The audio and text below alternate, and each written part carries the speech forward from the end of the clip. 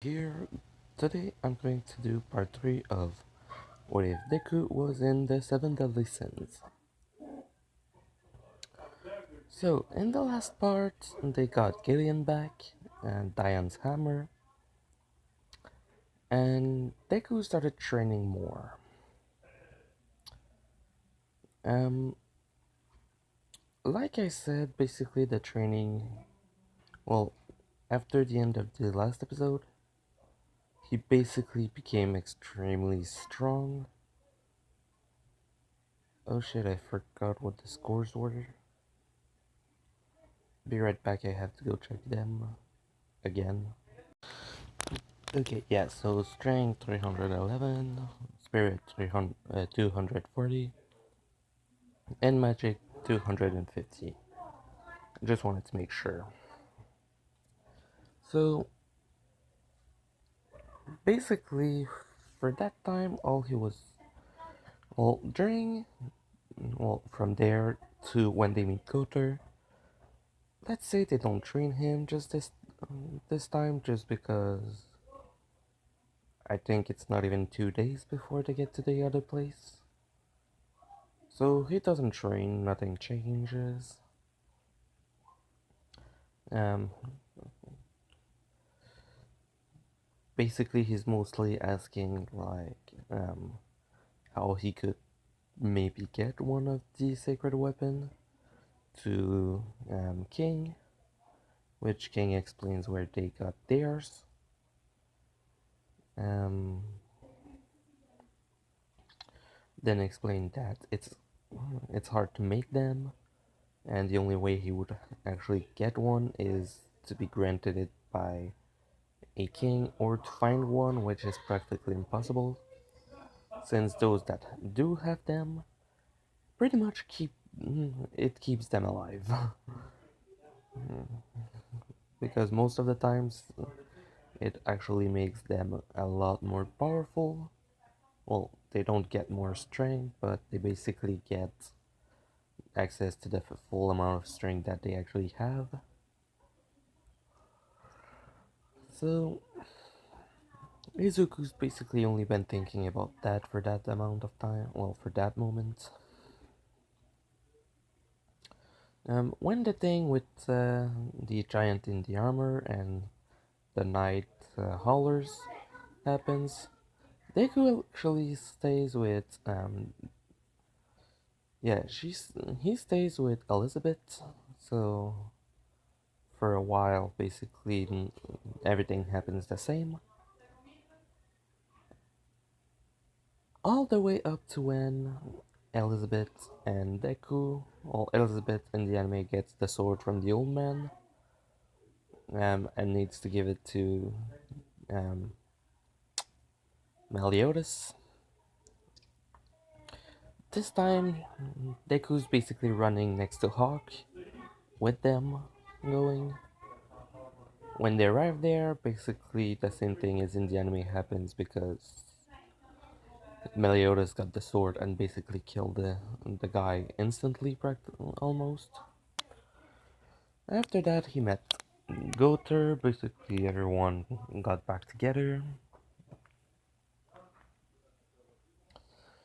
Um, and after getting back with them, basically the same thing happened with the party afterward. And he read Deku's mind. I'm going to say that he saw what Deku saw, and he sees all of the power from that world, all of the things that are different, and he understands the world through what Deku understands. So he understands that Deku was weak, someone that was basically walked on by everyone, even the pitiful people. He didn't have power, he didn't have strength, but now he actually has something. And the first thing Gotor do after doing that is, are you able to see what? Do you remember anything. Basically, he sees it in his memory, but he doesn't know. Basically, because of the way Deku he he doesn't know if Deku actually knows that he has those memories, or if he was the only one to see it. So he basically asks, "Do you remember anything from before you met Meliodas?" Well, no. Do you remember anything before you met the captain? And I would say Deku would say no, which Gunther would then ask him, would he want to know what happened before? Which, in that moment, everyone basically looked at him because if Gunther is able to make him remember, they want to hear his answer, and he just thinks, no, I don't want to. I prefer this now. Whatever I had before, I don't want to know. No matter how good or how bad it was. I prefer this. Which Coulter basically decided to just not give him, or re-give him the memory, thinking that okay, he doesn't know it, but he just doesn't want them. The captain asks what it is about, which Coulter basically says that he's able to see what happened to him before that, but if he doesn't want it, he won't give it to him. Which Meliodas decides to think about it and ask him if he can talk in private. Basically, every other thing happened before that, which they do, and Meliodas, I'm pretty sure he would not do that, but he wants to know as much as possible as to why Deku is that strong. Which he asks Goter if he can show him the memories that Deku had, and Meliodas see all of it. All of Deku's previous life, that he how he was treated, and he basically gets why um, he just thinks if he doesn't have them, it's good that he doesn't want them back. It would be really bad for him. And he says it to Gotor that no matter what, do not give him those memory back unless he absolutely asks them. Which Gotor this accept because, well, he basically listened to everything. So they come back, they ask what they thought about, and Meliodas just asks, well, just says that he wanted to know what he was doing during that time that they were apart, and that's basically it. Deku didn't buy it, because one thing that's been happening with him, but that he didn't feel happening, his body was kind of changing a bit. Not too much, but just a tad. His hearing was getting better, his sight, everything basically, because of the animals he was eating. If Hawks eats something that's basically raw, he can transform into them with his ability transport. Deku basically needs one, just like for Hawk, that it's raw. And let's say sometime he was eating meat and stuff, and basically some part weren't cooked correctly, so they were still raw. And he basically gained those parts, well, a bit of it. Like, he doesn't physically transform into them. If it's something that's actually doesn't really change him, but does add something, like inside of him 7 hearts if he drank the blood of Meliodas. I keep thinking about that because it will happen. I just don't know when. Well, actually, I do know when, but I actually have 3 times where it could happen. I don't know when yet, and no, I'm not saying. Um, So yeah, basically the outside of his body won't really change from it, but if he actually, but the inside will change, the outside won't. So let's say um, he eats a part of a species, a raw piece of a species that basically has a second stomach. His body will basically turn in, transform and have that. He won't know it, and his body will basically just kind of not move from the outside. Like, it takes the same amount of place, but it should be bigger. So, yeah, basically that would be how he transforms. So, he heard about it, and he heard everything that Meliodas said about him wanting to know what it was, and then saying that if he doesn't know it, unless he absolutely asks to not give him his memory, and he likes it about that. And so he decides that he wants to train more, because if he can help them, he will, no matter how bad it is. He increased in strength a lot faster than anyone should, which basically is because of his Zenkais that he has, since it is part of his ability, as well as regeneration that keeps getting a lot stronger. Well, right now it's not that much stronger, but still.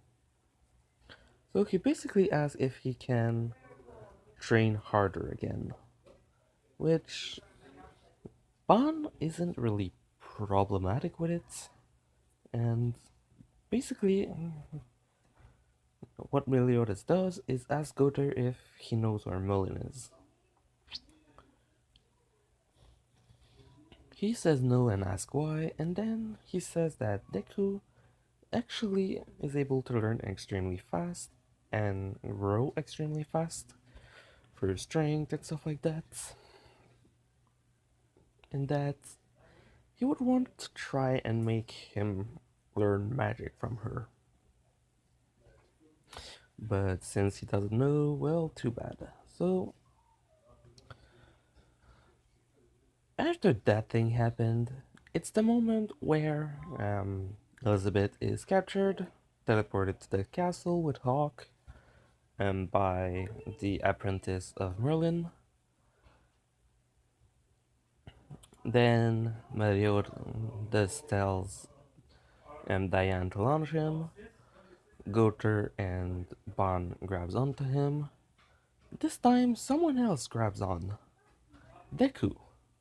And basically, they get thrown. The same thing happens.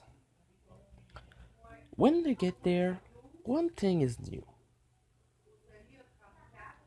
There's basically one more person there. So, at first, the same thing happens with Meliodas, Bon, and Goter fighting them. Then he actually Goter actually uses his ability and makes everyone think that they know them, that they're friends, family, blah blah blah. They start going. During that time, everything else happens the same with not Bond, but Elizabeth, Hawk, King, and Diane. Diane and King teleports in the middle of the capital. Um, Elizabeth goes to her sister and makes the other girl open the door.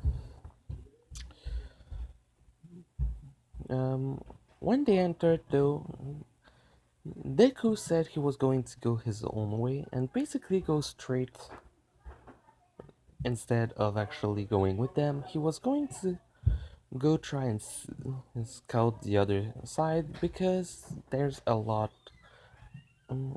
amount of magic coming. So they don't really know about him. Like, they know he exists, but they don't think he's with them. So they're not really looking for him. So it would be perfectly fine for him to actually go around everything. Yes, Gil Thunder saw him, but he kind of forgot about that. So he just said that. In reality, yeah, they know he exists. Yeah, they know who he is, and yes, they know what he looks like. But they don't actually see him as a threat because, well, when he fought against Gil,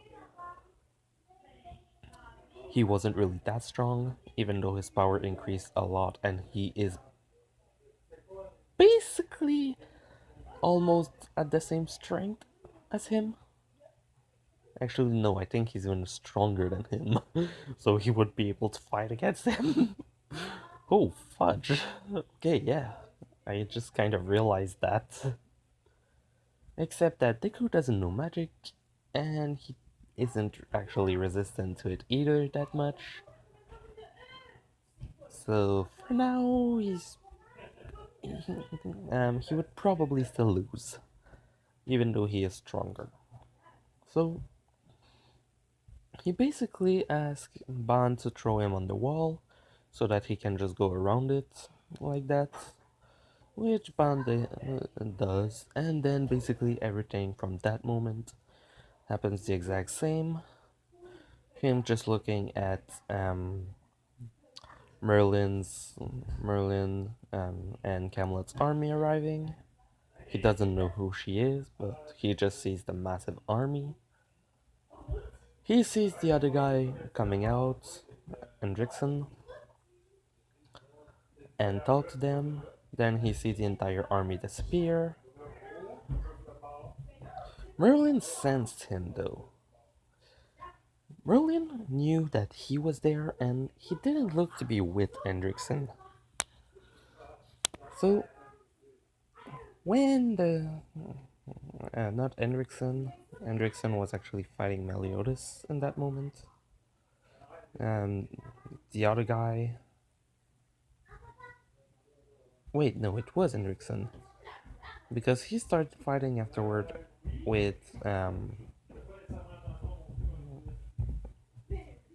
what was his name? I'll be right back. I always call him Blondie. Okay, Arthur. He's not even blonde. I don't know why I call him Blondie. His hairs is orange, but I call him Blondie for no reason. But yeah, basically that battle starts, and during that time, Merlin wasn't really anywhere to be seen, and she basically just went and talked to Deku directly, asking him who he was and what he was doing there. And he basically said that he is with Meliodas, Ban, and Goder. And then they see Dion arrive. That battle happens. Well, happened before, actually. So basically, she just asked him if he is a friend with them or something else, and he says that they're actually training him, which just hearing that makes her interested. And then she teleports him to the place where they were, and basically, Gil and the princess was saved from the small demons that were looking at them. So Gil was able to fight back against Hendrickson. They were brought to the castle, blah blah blah. And all the way up until they fought against him again, where they see the demon for the first time.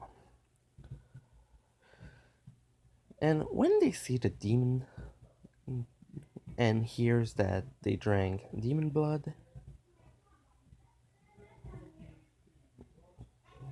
um, basically what's happening. Also, I just realized something. I said uncooked meat. That so Deku gained better hearing from certain animals.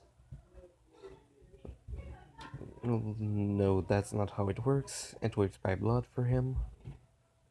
Let's just say he hurt them because he kind of went close to it instead, and go back to where we were. He heard about drinking blood of the demon to get stronger.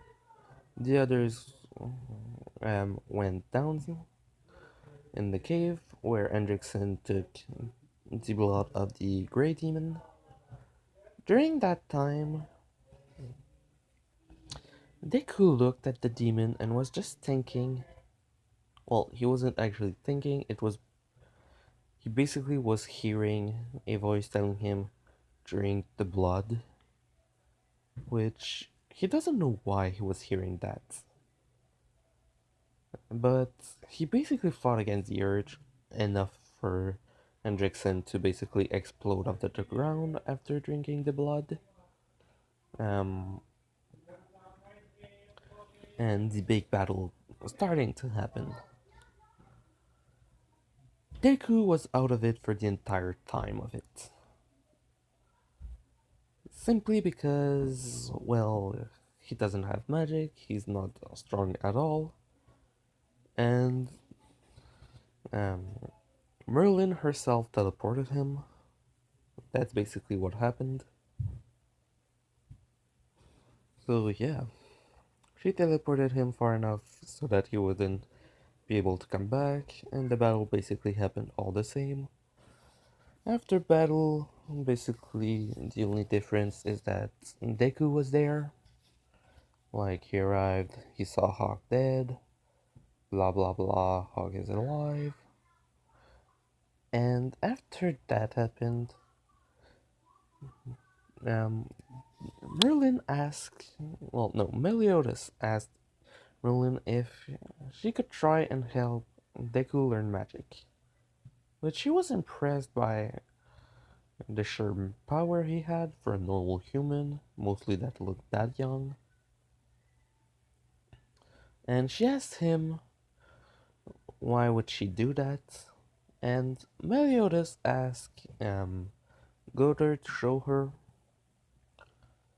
And before showing her, he says um, the kid was found unconscious. He doesn't have any memory. Goder looked inside his head, but there is something. But he doesn't seem to remember it himself, as if the memories were locked for him. And this is what we saw. Basically, Goder showed her, and she saw how weak he was, how everyone was treating him bad, and how now he's actually happy. He trains because he wants to help and stuff like that. And she basically asks, so that's how it works for him. And so basically thinking that okay, yeah, he's it's probably something like and the curse of being reborn that Elizabeth has. But instead of thinking of it like that, she thinks that it's probably one of the that his soul was stronger than what normally happens, and that something would have happened probably that forced his soul to come into this world, and that's basically what happens. That's what she's thinking. So this is the end of the first season. I'm going to end it here. Um, in the next part, I'm going to start the start of season 2. And yeah, Natsu out.